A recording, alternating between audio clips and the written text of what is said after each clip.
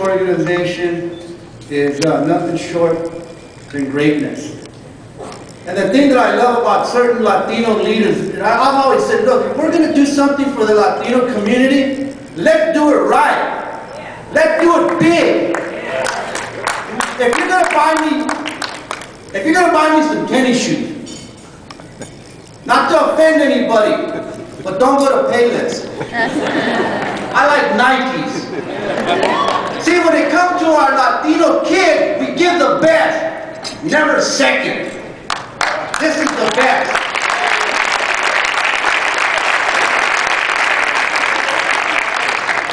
I want to talk to the young people. Listen, if you're above the young, that's okay. There's something here for you too. But young people, listen to me. I travel the country. Yesterday I was in LA, and I came to be here to speak to you.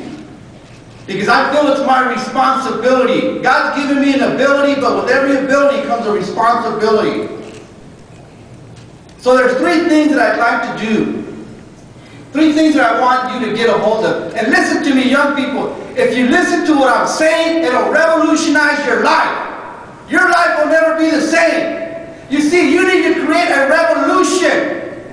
I'm not talking about the other revolution, okay? I don't want the FBI looking for you. I'm talking about a revolution in your own life. Where you're never the same again.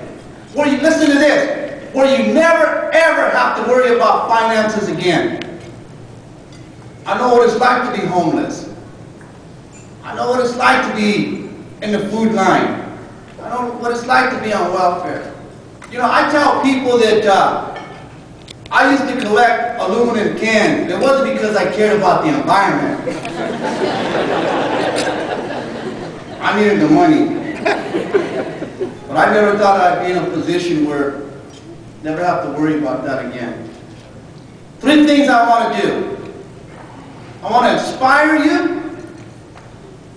I want to encourage you. And I want to remind you.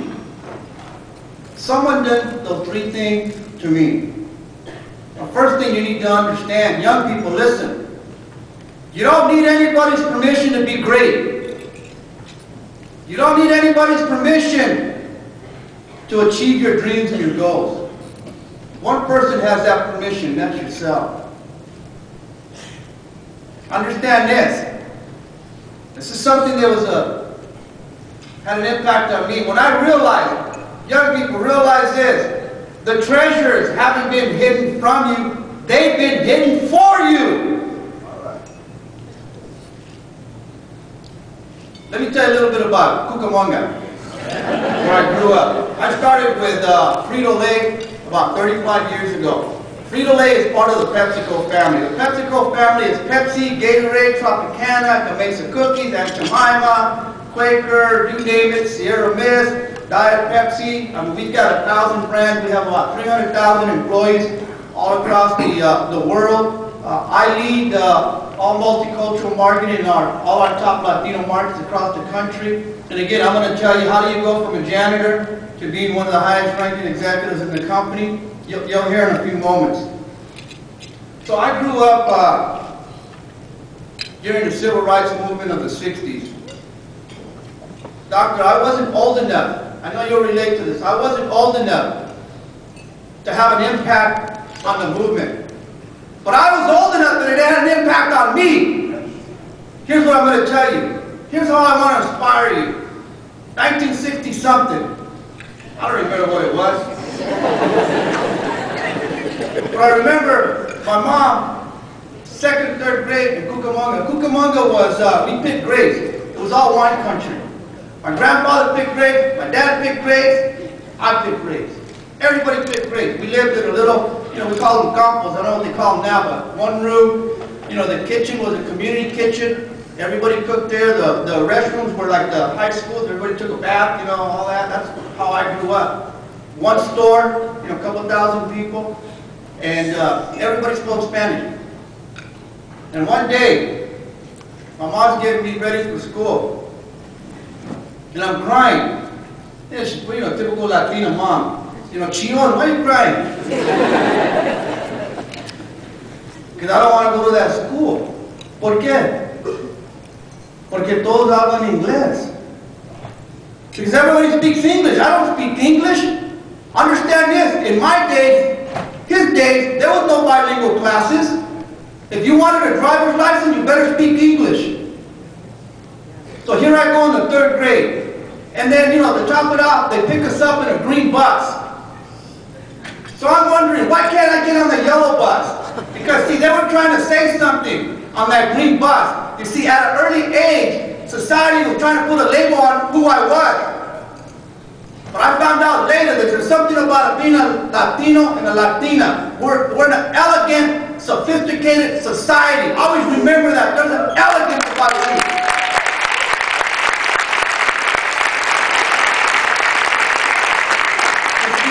Congratulations. And I've said this and I want to say it again. This is for the Latinas. You know that when God created the Latina, He was showing off.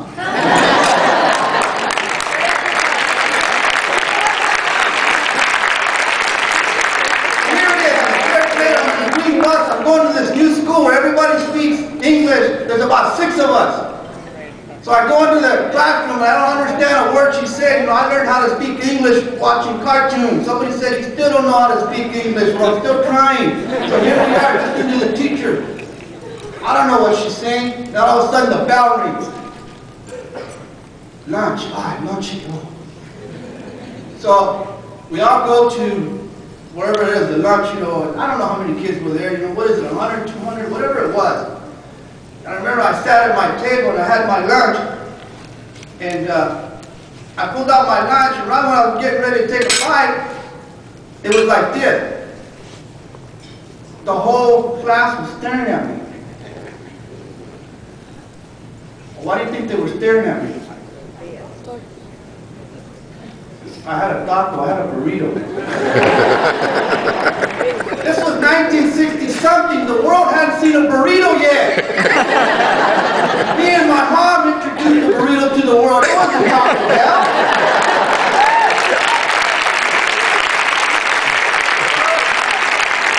You know what? Let me be honest with you. I got that burrito and I put it back in the bag. Because I couldn't stand people staring at me. Because I didn't want to be different. I wanted to be like everybody else. So I remember I went home and I told my mom, Mama, hazme un bologna sandwich con un cupcake como nosotros. Mom, make me a bologna sandwich and a cupcake like the other kid because I don't want to be different. And my mom said, no, this is who you are. Inspiration. You see, the word inspire comes from the Latin. It simply means to breathe life into someone. Have you ever met somebody? I'm not talking about making you feel good. I'm talking, have you ever met somebody who they just breathe life into you? That's what the word inspire means. We can all do it. So she inspired me. She said, no, man, here's 2 burritos. One for you and one to go make a friend.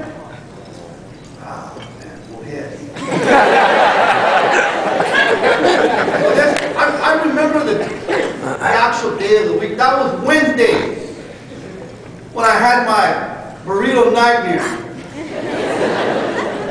Thursday, I shared a burrito with a friend. Friday, I was selling burritos for 25 cents a piece.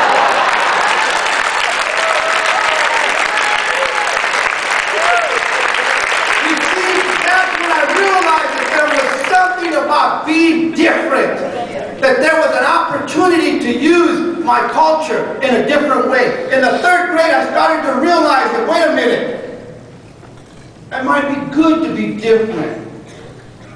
Maybe it's a great thing that I don't fit in with everybody else. And I'm going to tell you that after 35 years as an executive, I still don't fit in. I gave up trying to fit in. So, that's my inspiration. Christina, keep me on time, okay? I'm going to try to go through it. Now, let me try to encourage you. I feel that I'm beginning to inspire you. Now, young people, let me try to encourage you. Now, what does it mean to encourage someone? Here's what it means. It means to take courage and place it in their heart that they're never the same again. What does it mean to discourage someone? It means to go deep down into their heart and rip out their courage that they're never the same again. Young people, stay away from people who discourage you. Hang out with people who encourage you.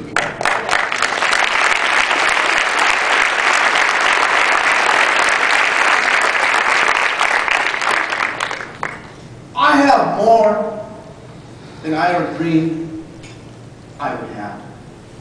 But I like to tell people, you know, I don't see it as though I have a whole lot. But the one thing that I do have is I have courage. The one thing that I do have that I can give you is courage.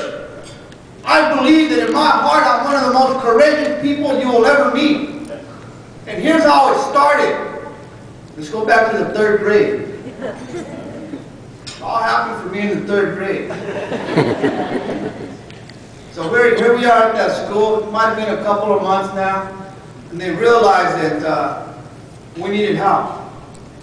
So this was Tuesdays. So every Tuesday after school, there was 2 trailers for after-school reading programs. One trailer was for the Latinos. The other trailer was for the non-Latinos. 3 o'clock, and I remember one particular Tuesday, revolutionized my life. As we were walking in, I decided to get out of the Latino line, and I got into the white line. This is what it was like. This is my line. Non-Latino line.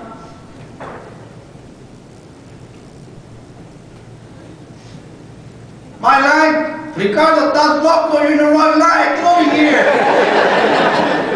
You're going to get in trouble. My own was calling me back because I was in the wrong line. This is, get a hold of this, young people. You get a hold of this, you'll never be scared again. I'm going to give you the antidote to fear, to remove it. So as they were saying, Ricardo, Patras, you're in the wrong line. Remember, I was getting closer and closer to that line. And I looked at mine, and I said, just like this, they have cookies inside.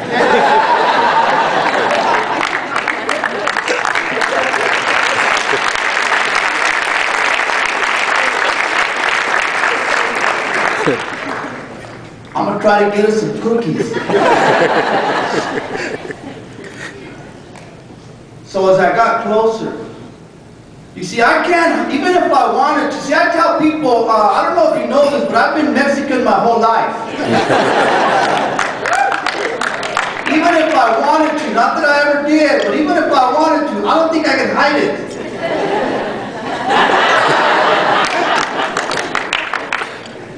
So as I was walking up closer, I thought, 2 beautiful white ladies. I still remember their beautiful blue eyes. Fear got a hold of me like I've never had. I was scared because I said, well, are they going to recognize that I'm not the same color? Are they going to tell me that I'm in the wrong line? And as I got closer and closer, but I had something greater inside of me. I had something greater inside of me than that fear. You know what that was? I was hungry. The hunger inside was greater than the fear. And I remember when I got up there, the 2 white ladies, you know what they did? They filled my pockets with cookies.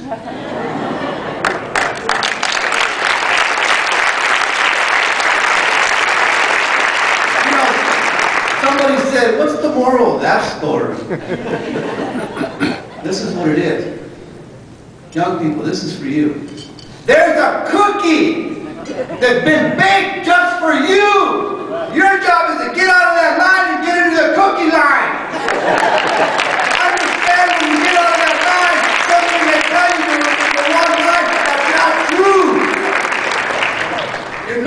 wrong line.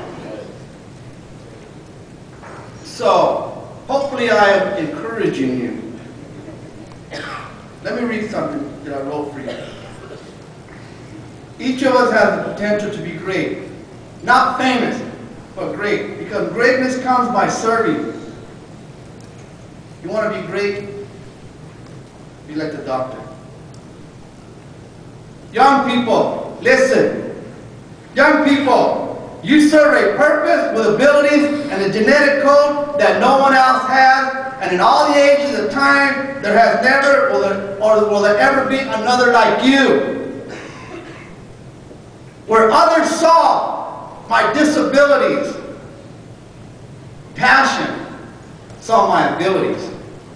Where others saw what I was, passion saw what I would become.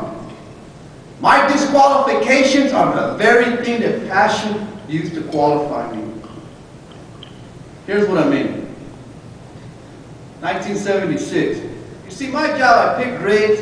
I worked at a car wash. I killed chickens for a living. I've been a gardener. I know what it's like to ride in the back of the trucks with the lawnmowers. And I know what it's like to ride in a corporate jet. Which one do you think I like best? But I know what it's like to do both. So here I get hired in 1976. And I was hired in the graveyard shift. And I quit school at a young age. That's the one thing that I'm not proud about. I don't even want to tell you the age that I quit school. But I think you can understand.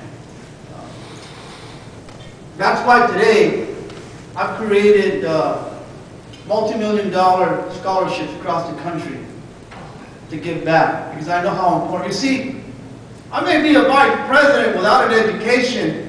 Can you imagine what you would be with an education?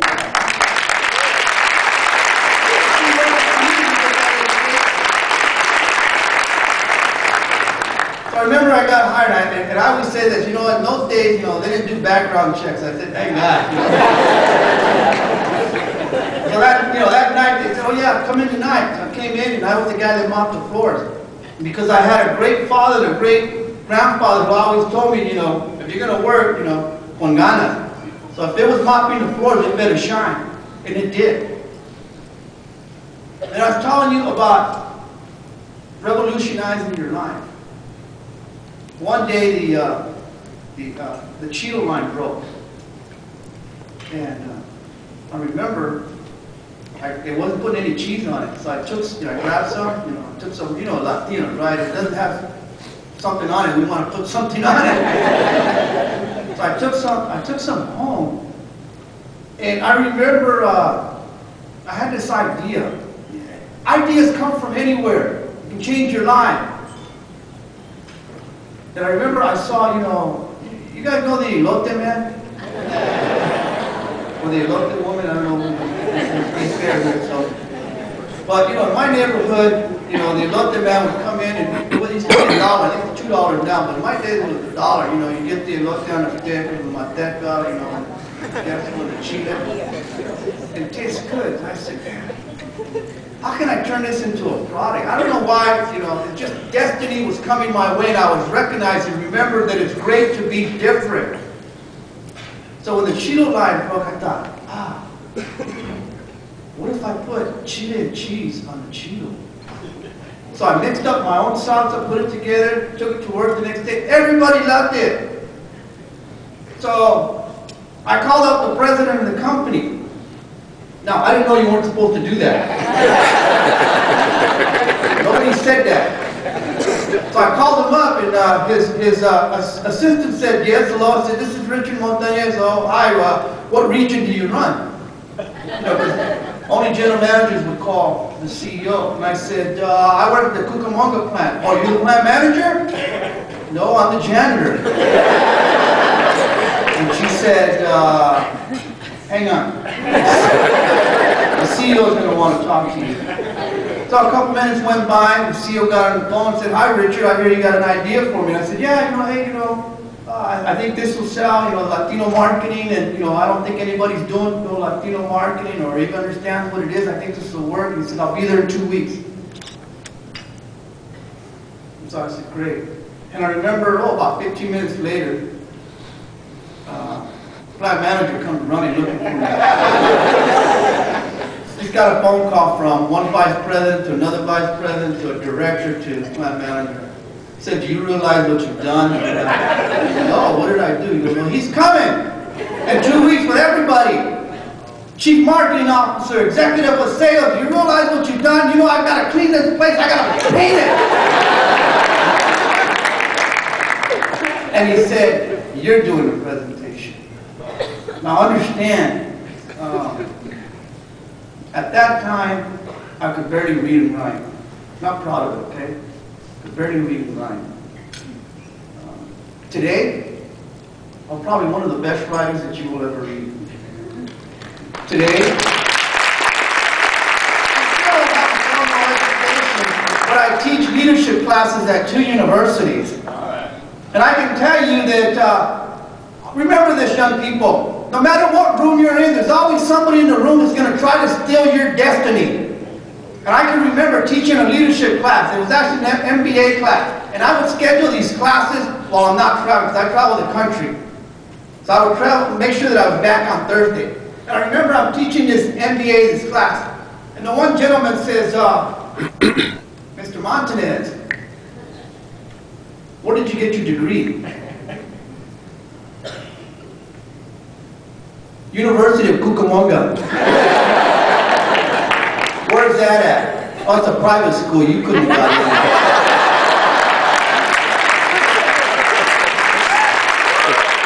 And then he goes on and says, somebody trying to steal your destinies. He goes on and says, well, you know, Mr. Montanez, most of my professors have PhDs. I looked at him and I said, oh, I got a PhD. I've been poor, hungry, and determined.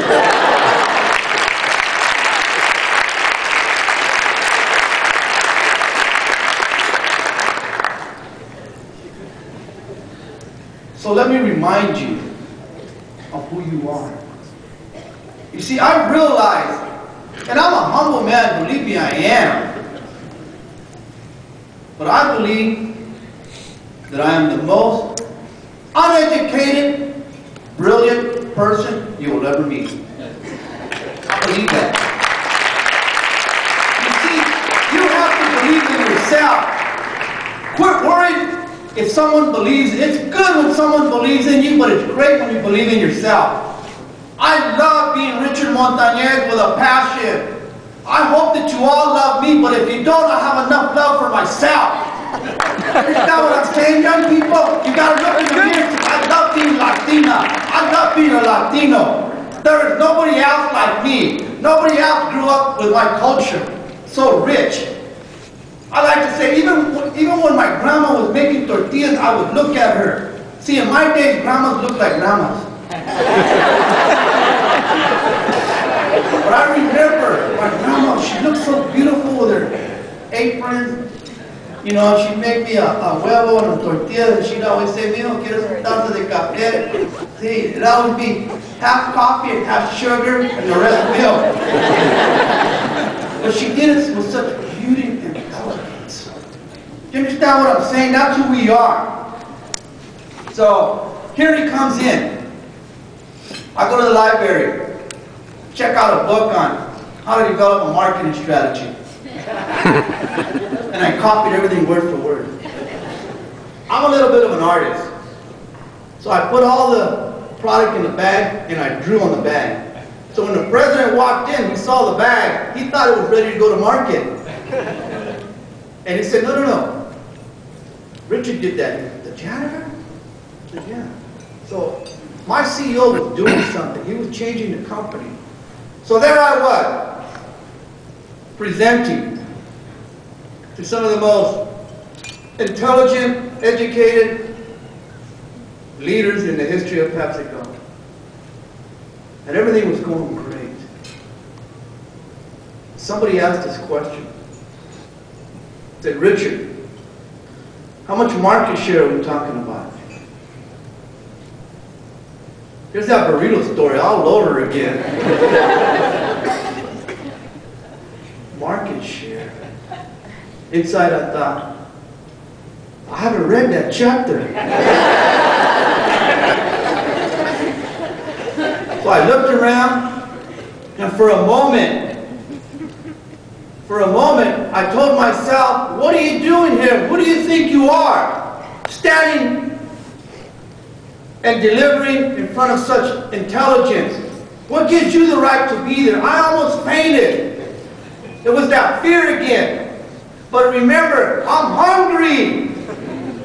I'm hungry for a revolution in my own life. I'm hungry for something different. I know that I was created for greatness. I see it right in front of me. So I realized, and I just like, wow, how do I answer that? I mean, you know, when it comes to market share, there's nobody better than me. Well, back then, I hadn't read that chapter, but I read it. So I remember the racks. And my competitor had in her store, the racks were like, you know, this big. And it dawned on me, and I remember I looked at everybody with such passion and joy and happiness, and I said, this much!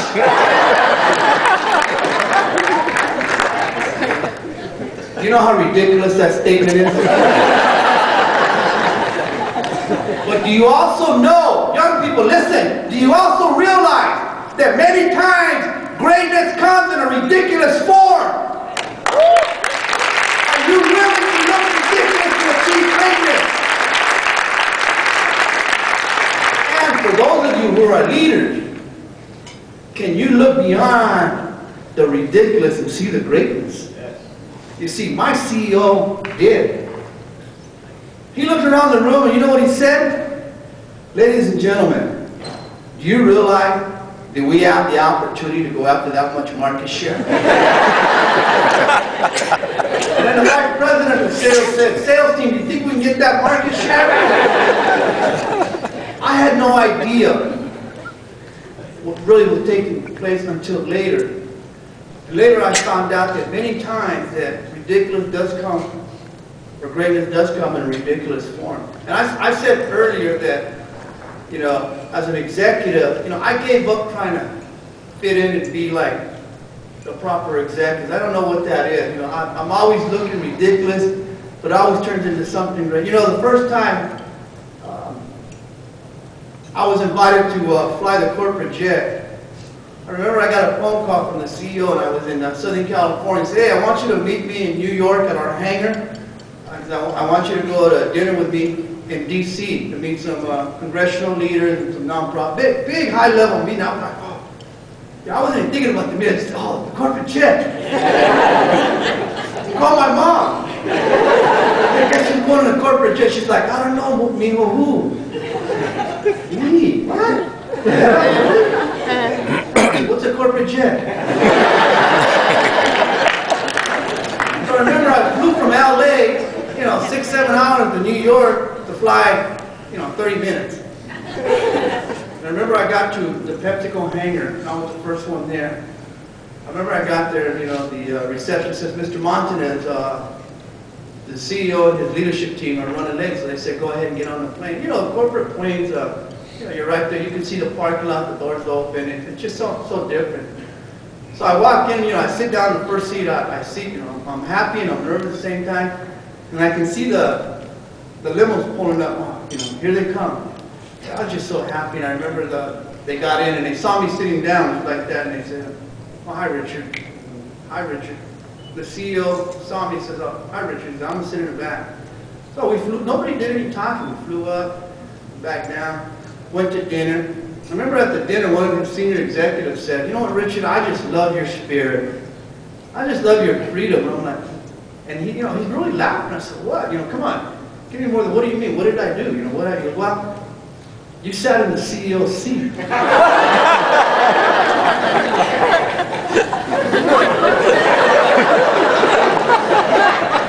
When will I ever fit in?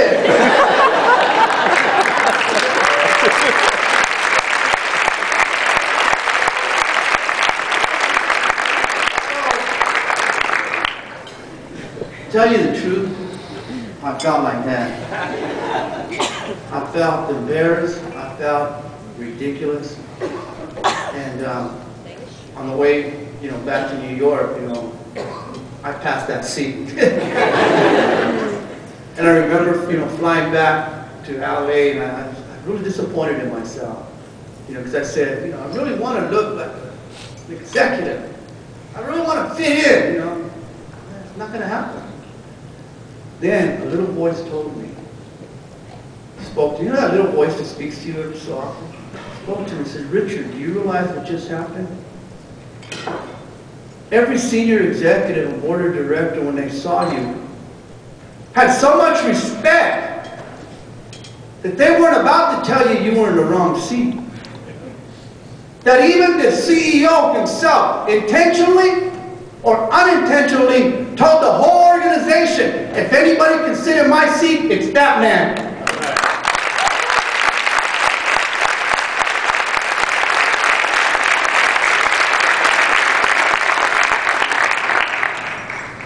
So if you want what you've never had, you need to go where you've never been. Listen, no one is born successful, but we are all born to succeed.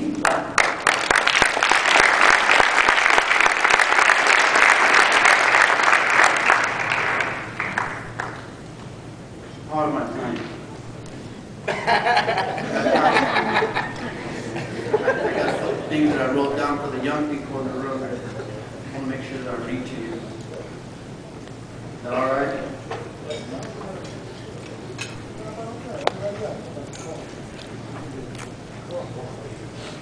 Let me talk to you about vision real quick. And I know the doctor knows it. Vision is the source of life and hope.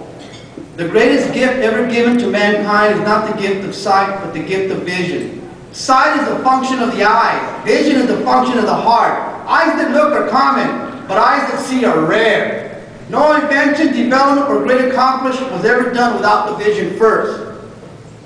Vision is the key to unlocking the gates to what was, what is, and what will be. Vision sets you free from the limitations of what the eye can see and allows you to enter into what the heart can feel. It is vision that makes the unseen visible and the unknown possible. You were born to achieve something significant, and you are destined to make a difference in your generation. Your future is not ahead of you, it's in you. Purpose is when you know and understand what you were born to accomplish. And vision is when you can see it in your mind by faith and begin to imagine it. Let me close with this story here. Story I read.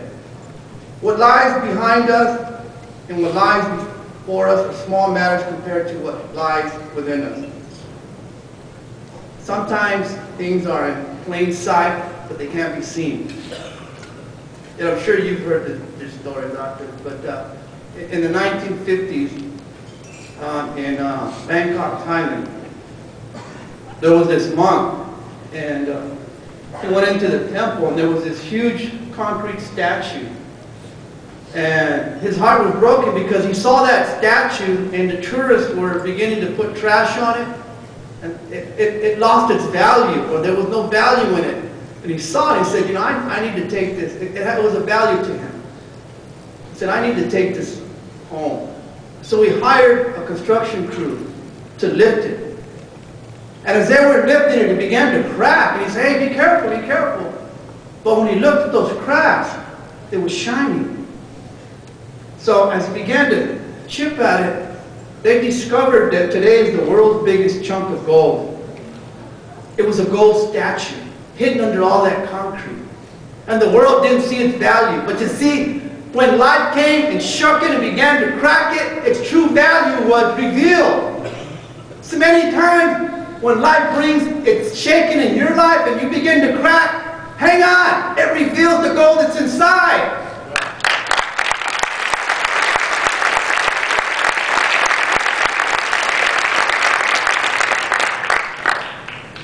Do not want to wear out my welcome, so my last story. I've been fortunate. I've had lunch with every U.S. president for the last 20 years. How does that happen? Destiny, recognizing it. But, all my stories are true, okay? A lot of times, I don't even tell anybody because people say, oh yeah, right, that didn't happen to you. It's like wearing that big old diamond. Oh, that's fake. I don't even bother telling people what's taking place in my life. They won't believe you. It doesn't matter, it was for me. So let me tell you about East LA. You guys know a little bit about East Los?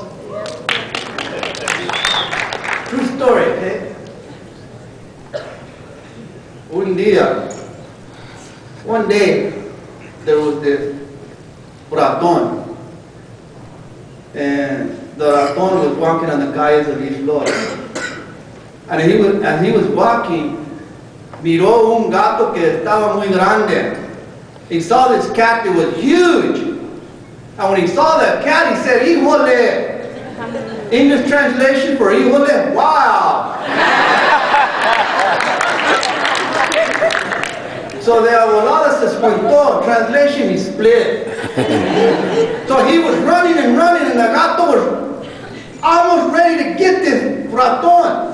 And right when he was going to get him, the raton dove into a hole and ran all the way back. And the gato was meow, meow, but he couldn't reach him. He was meow, meow, meow. And then the raton heard a whoop, whoop, whoop, whoop, meow, meow, whoop, whoop. He didn't hear no more meow, meow. All he heard was whoop, whoop. And he got happy. And he walked out like this. He was happy because he was safe. As soon as he walked out, the gato got him. He's ready to eat him. And the raton said, wait a minute. I thought I heard a whoop, whoop. The gato looked at him and said, meow, meow, whoop, whoop. If you want to survive in today's world, you need to be bilingual.